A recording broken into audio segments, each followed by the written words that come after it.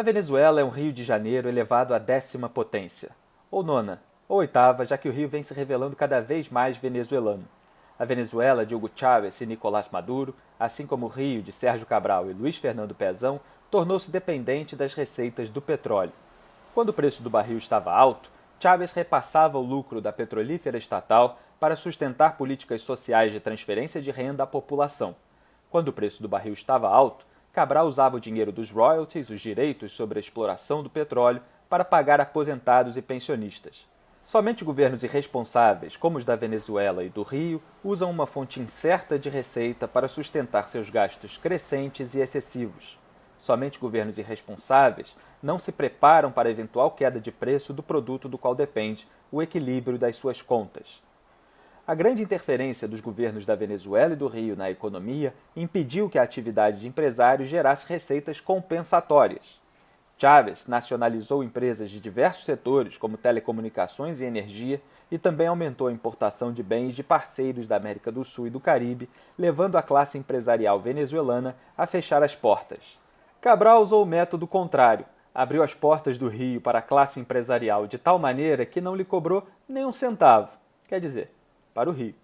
Alegando que geraria mais emprego, o ex-governador beneficiou com renúncias fiscais milhares de empresas, incluindo boates, motéis, termas, cabeleireiros e joalherias, aquelas onde lavava dinheiro de propina comprando joias. Resultado, entre 2008 e 2013, o Rio de Janeiro deixou de arrecadar 138 bilhões de reais em ICMS, o Imposto sobre Circulação de Mercadorias e Serviços. Sem mais receitas, quando o preço do barril do petróleo no mercado internacional caiu, as economias de Venezuela e do Rio entraram em colapso. A alta dependência da importação e a falta de orçamento para bancá-la ainda levou à escassez de produtos básicos em supermercados e farmácias da Venezuela, onde o povo forma filas antes do amanhecer para fazer compras. Chávez morreu em 2013. Cabral foi preso em 2016. Depois que a oposição conquistou a maioria parlamentar no fim de 2015, Maduro se ancora no Tribunal Supremo de Justiça para se manter no poder. Diante da resistência do povo às medidas de ajustes fiscais de seu governo, Pezão se ancora no presidente da Assembleia Legislativa, Jorge Pisciani. Para aumentar o endividamento do governo sem passar pelo crivo da oposição, Maduro usou o TSJ para dar um golpe e assumir as funções do Congresso. Para aprovar as contas que fecharam 2016 com déficit de 9,8 bilhões de reais e descumpriram limites da Lei de Responsabilidade Fiscal, Pezão contava com a influência de Pisciani no Tribunal de Contas do Estado, o TCE.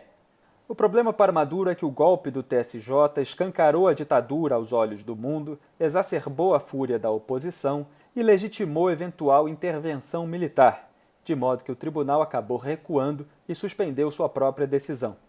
O problema para Pezão é que 5 conselheiros do TCE foram presos por terem recebido em 3 esquemas de corrupção ao menos 1,2 milhão de reais em propinas, cujos pagamentos, segundo delatores, eram organizados por Pisciani.